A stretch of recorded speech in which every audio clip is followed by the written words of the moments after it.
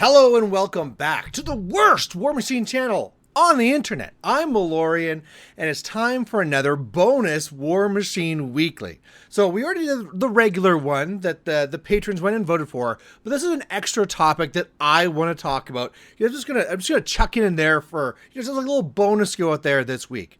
And what the topic is that I want to be covering is how to build a Kommandant list and how to be more so building a effective Kommandant list. Now, obviously, I'm sure there's still people out there that don't know what Kommandant is, so I'll give a short little coverage of what it is, and then really dig down to say, like, okay, if you're trying to do well and actually try and win a game of Kommandant, how are you actually going to go and try and build this list? So let's start from the very beginning.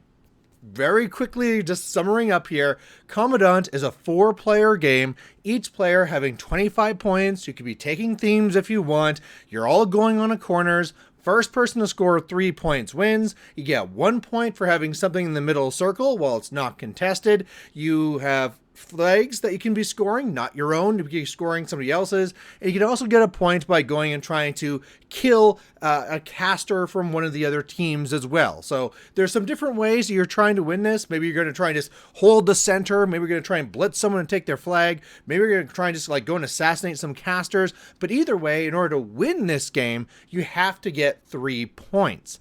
So there's no like, I was going to say there's no assassination, but I suppose if you do assassinate all 3 of the other players, yeah, there you go, you won by assassination, but there's no clock on there, anything else like that. It really comes down to needing to be getting these points one way or the other. So I think the very first thing you should be thinking about when making this list is the idea about whether it's even worth to go into theme or not. Now, I think that's much more as a tough question, or maybe an obvious question is a better way to put it, when we're talking about 75, because at that point, you're getting 3 rec points. You're getting 3 free things. So the idea that now that I'm basically leaving about like 15 points, away that I could have had in my list for free by not being in theme, well, no, I want those 15 points. Put me into a theme so I can be getting those rec points.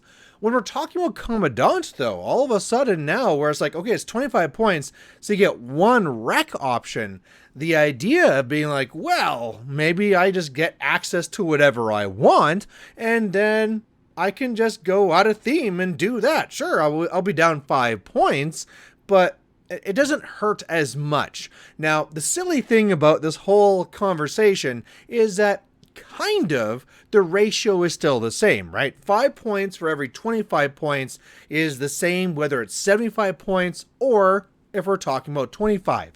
Except that, of course, there's still the battle group on top of this. So what that really means then, ratio-wise, is that as you go down to 25 points, that battle group that is not affected by this free points is going to be taking up a larger portion, meaning that free point that you're getting from the rec option is meaning less to your overall. So I bet you there's going to be people out there at first like, oh, well, wait a second, based on the ratio. No. Because of the battle group, that ratio is all thrown off. So I really want to open up your eyes and say that if this might be the best place to be trying a list that is actually out of theme. So right away, as we're going to start these next topics, keep that in your mind that, maybe this theme is the best, or this theme, maybe it's no theme. Now, another thing that I've really found in trying to go into this is the idea of single wound infantry have a real hard time. And to be more clear with that, weak single wound infantry have a real hard time. Now, weak single wound infantry usually have some sort of place where they're your pawns going up first. They're the ones trying just to get in the way and set things up for the other side to kind of knock out. And as you have those, there's of course the counter pieces that are designed to take them out, whether it's, your solo shooting off your guns, a scythe or something like that, or another unit that has an AoE attack or whatever it's going to be. There's other things out there that are specifically designed to destroy single wound infantry. And it's obvious, right? It's paper, rock, scissors. There's all these different types of things in the game. There's always going to be a counter to something else. However, when it comes to Kommandant, where you're having 3 other opponents, well, if they have those pieces, if they take an artillery that's really only good against those weak things, and you're the only person that walks into the table with that weak unit, it's going to be aimed at you. And so I see this a lot where that one player is like, yeah, I'm going to be bringing this infantry, and they just get blown out of the water. And so if you're going to be taking them, you have to play them correctly. Now, this is going to be getting into the next point of needing something to be dealing with the center, but this is a good place to frame this first, that you should not be designing your list that this weak infantry is going to be really the forefront of your list, because it's probably going to draw all the hate of all the things you're like, well, I can't earn any jacks, I might as well kill those, and it's going to get out of here. Here's the other thing though. You need something that is fast and able to just throw it away. Now, the reason why we need something like this is because, first of all, we need to get something in that central zone. That's kind of a lie. You don't need to go in the central zone. However, another part of the rules is starting on turn 2. If you don't have at least one model in that zone, you take 5 points of damage on your caster, and you can't heal that, mitigate it. It's gonna hurt. So I've very rarely seen people being like, yeah, it's not worth it. But typically, you want something to throw in there. Now, you could be dedicating a jack, right? A jack could go into there and lock it down. But once you start giving up pieces, again with the piece trade, that can be a problem. So having something that's cheap that you can just be throwing in there is fantastic. So some great options to think about in that terms is, I mean, I wouldn't take like a massive unit of 10, halberdiers or something like that. That's not what you're looking for. It's just too many points. And again, they're looking for those big AoE attacks. What I might look at though is maybe something like the mechanics. When we're looking at Signar, you get 4 models for like 2 points, and that means that for pretty much every turn that's going to really matter, I get to throw one model into the zone, and the rest are hiding somewhere 12 inches away, and every turn I'm just feeding one more, right? So something like that can be fantastic. As well, if you have some sort of like cheap, resilient solo. So another good one might be the Machine Wraith, right? The Machine Wraith is a little 2-point ghosty, and so with Incorporeal, it's kind of hard for your opponents to take out unless they, have an all magic army with guns or something like that. But you can really get them into there, contest it, and hopefully still contest it. Because that can be another way too, is that you want something there that can last so that your opponents can't clear it, so that they're not scoring points. And as well at the same time, if you don't need to be dedicating something else, that's great. Those other resources can be doing something else. So really what I'm saying with this whole starter part here is that you need throwaway models, but don't base your list on throwaway models. You might want a little contingent, but that's going to be it. Now, that being said, this leads into the next thing that's going to be very good to have in your Kommandant list, which is something that's very fast. Now, something that's very fast can go for 2 different things in here. Either one, it can be something that rushes there into that middle zone to either score it if you're going first, or if you can clear the other things out, or whatever it is, but also gives you the opportunity to score the flags on either side of you. Again, you can't score your own flag, but you can score those other ones. Now, if you're going to be going in there and crushing everything, that usually means that you're sending in your entire army over there, and it's very foreshadowed. It's very obvious what's going on. Some of the ways you can get around this is, let's say if you build a list that has a whole bunch of guns. Okay, great. You can shoot away anything that's around the flag, but then you still need to get something there. So having that fast model that's maybe, speed 6 at least, speed 7 would be even better, that can not look threatening, and then once you shoot off those a couple of contesting models, zoom, gets in there, scores a flag, you get that point. Now, that's a good throwaway thing, right? If you have that Machine Wraith, whatever it is, it can run in there and do that. But that also means that you can be doing that and not having to clear things out. What you can sometimes see is as people get in there and they're starting to dedicate and fight things, defending your own flag seems to me take a less of a necessity, right? You're there trying to get those final points so you can win the game, and you holding on to your own flag doesn't seem like the good investment, right? I'm trying to win and not so much the focus on trying to not lose. And so again, you might just be able just to run in there and do that. So look for that as well. I mean, to me, I usually like having 2 fast pieces, so I can put one on either side. They can either go for flags if that opportunity is there, or also be something to throw in the center, but just something to think about. Now, with that in mind, you probably also want to have at least something in your list that has some sort of a ranged presence. So whether it's a gun or a magical attack, whatever it is, you need something that can reach out and touch something. And the reason for that in this here is, first of all, the situation that we just talked about. If you ever want to have that opportunity that I go and kill that 1 or 2 contesting models and then I rush in there and take that flag, I need to have the ability to do that. And if everything I took is swords and axes, well, I probably can't do that then. So having those pieces in my tool belt gives me that option to actually have it happen. The other thing is if I want to try and score the center, because if I want to try and score the center, well, I probably have to clear out the other things that are in there. And if somebody's hiding some model on the other side of the zone, well, unless I've completely taken the center of the board, I probably need something ranged to reach over there and try and get it out. Now, let's now talk about the idea of how resilient you want to be, because another way that I see people building their lists is you just take like a whole bunch of heavy jacks with a whole bunch of heavy armor and you slowly work your way up and like, we're invincible, nobody's going to hurt us. Now, and sometimes you can slowly go and grind out the list, but something that's important to note with the way that Kommandant really goes is that these things just end in like kind of a sudden second. And if you're not really up on it, it's just gone and it's just over. Now, what you'll see is like if somebody else in an earlier Kommandant game, they maybe took that infantry or the weaker stuff, they got wiped out. They're like, okay, this game, I'm not going to be wiped out. I'm going to play defensively. I'm going to take, clamjacks and like nobody's going to try and break through this here.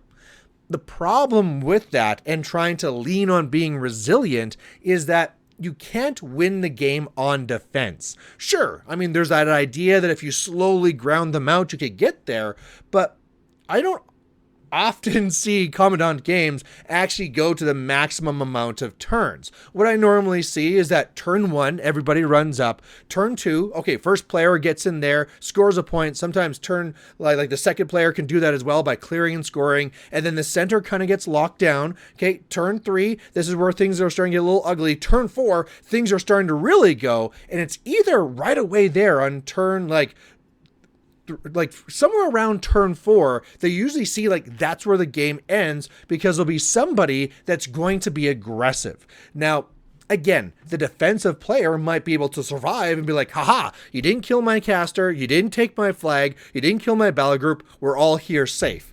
But they don't need to go after you. There are 2 other opponents they have that they can be trying to gain those points from. So they can be trying to get the point from the center, they can be trying to get a point from either side on the flag, and also a point on either side from the assassination. So really, Kommandant is really a game that comes down to the aggressor is the one that's really going to be taking advantage of this rule set and being able to win the game. Again, you're going to walk away and be happy like, ha ha ha, you didn't kill any of my stuff, but you also didn't win the game. So you need something that can go out there and kill something. Now, that might be now telling you like, okay, well, I guess this is a game of guns. If we're now playing a game where I need to reach out and kill things, the most obvious way to be trying to do this, and we've already said before, I actually want some guns. So let's just move that thing all the way across and say, I'm going to take all the guns. Give me the Sloan. We're going for this. Well, here's the problem with going with that type of route. I mean, it's not completely wrong. You can build a very strong list that can do very well in Kommandant like that. However, this is where terrain comes in. So for those who don't know or don't remember, the players put down the terrain themselves. Each player gets 2 pieces of terrain they get to put down after they know what players are going to be where. And if they know that there's a Sloan player right over there, hey, I'm going to put like 2 forests over there to block that line of sight. Or if I see a lot of range issues, I might go and put down a trench for me to go and make sure my caster is super safe. Something like that. I can very easily mitigate the effectiveness of incoming shooting by just either putting down line of sight blocking terrain. And again, oh, you're something that ignores clouds? Then I'll do forest. Oh, something that ignores forest? Fine, I'll do buildings. Oh, you're Kalissa? Well, frick this. Okay, there's some things that can get around those things, right? But most things can't. So do know that in a lot of those cases then, oh, okay, if they're shooting, I have ways of mitigating it that don't even come into my list, right? My list itself can already have its own mitigations. Maybe I have things that add stealth, shield guards, whatever it is. There's this whole thing over and above that. So again, the really shooty lists, I don't find do that well either, right? They have a hard time trying to go for those things. Maybe they can kind of catch that one shot and they kill off one caster, but you kind of need 3. So that's a problem there. So what am I saying then? What are you actually supposed to be taking? Well, I find that you need something to be a little bit more of a mix. So you do need some shooting, like I said, so that you always have that opportunity to try and shoot out and clear things out if I need it, or if you see a weakened caster. One of the best things to have happen is have somebody else trying to assassinate a caster. They come short and you're like, oh, all right, I guess I get this point. So having that at least little bit of lethal shooting, very important to have. Otherwise, you need something that's going to be able to threat far with the axe, right? You need that jack in there. Cav sometimes work, if you want to do your cavalry, sure, maybe. But I find jacks that are resilient enough that won't be shut off and are fast enough, whether fast in their own methods or the feat or the spells or something like that, something that's there that's actually going to help it get there and finish the job. So whether I can crash over there, kill off your heavy, and now because your other heavy's off fighting another opponent, I can now fight my way to your flag and maybe also your caster. That's what I kind of need to have happen. So having that mixed arms is very, very important. Now, we've been talking about a lot about the actual army. Let's now actually talk about the caster as well. And I think what we've been talking about with the army really applies to your caster. So knowing that, if the first games of Kommandant are going to be silly fun, take whatever you want, but once people realize that Kommandant is a game of aggression and that people are going to be gunning for going after your flag and trying to kill your caster and slaughter everything in the center so they're going to be scoring that center zone there, taking a weak caster that dies very easily is extremely risky. There has to be something there that's really in your favor that says like Nemo 1414, it'll be fine, right? It probably won't be fine because again, you have 3 opponents that are going to be trying to be going and kill off your caster. So you probably want a caster that's a little bit resilient. You also want to be having a caster that has some good output, some good damage output. Now, maybe they're doing that from supporting things themselves, but that's not going to cut it sometimes in those later turns where they go and destroy your beaters and the things that you were going to be using. And now it's sort of like, okay, well, if you want your caster to go and actually close us off, they need to have the power themselves. So whether, it's a butcher type thing or whatever it is, you want to have some sort of caster that if you need to kill a jack in order to go and, get to their flag, that you have that ability. Again, it helps a lot more if it's a ranged option because normally you need to stay a little bit more central. You do see those games where a whole battle group goes over and tries to take over another person's flag and also try and kill their caster type thing. But typically they want to be staying a little bit more central so they can be doing their, spells, upkeeps, wherever they need it in their normal board. So if you have something that has a little bit more of a ranged threat, that'd be better. So something like Siege is a good example, right? Good, resilient. I'm putting down the foxhole so I have extra cover, and then from where I am, oh boy, I can threaten things out there myself, even if the rest of my army dies. So something like that is what I usually see being a very effective caster. And at the end of the day, that's what it really comes down to, where if you have a resilient force, so don't make it all full of pirates because they're all just going to get shot down and dead. But you have something that is there to be a little bit of throwaway so that you have those abilities to contest the zone and score flags when those come up, making sure that you have at least some bit of effective shooting so you can be taking advantage of these opportunities when they come up, and also having that long range kind of threat that with that big axe on your jacks, that kind of combined force is how you want to be kind of build your list. And then as well, taking a caster that also does those things too. Being a little bit resilient, can reach out, and then that's how you're going to be able to win these games, because it's not the defensive player that's going to be winning Kommandant, it's going to be the aggressive player that's able to attack when there's the right time to attack and grab those points. So there you go. That's how you should be making a list in Kommandant if you want to be winning. Again, Kommandant is also just a great fun time, and so if you decide like, look, I just want to go and take a random caster and make a random list and have fun, sure, that's great. That's fantastic. This is just me talking about, like, if you want to try to increase how many wins you're getting, sure, lean this way. But if today is Silly Rahara Pirate Day, sure, do that too. It's all good and fun. So there you go. If you have any other thoughts, like, oh no, actually I think this is the best way to build a Kommandant list, sure, correct me. Put it down below. I'd love to be having that conversation. Anyway, there you go. Thanks for watching and listening to all my mumblings. We'll catch you later. Bye.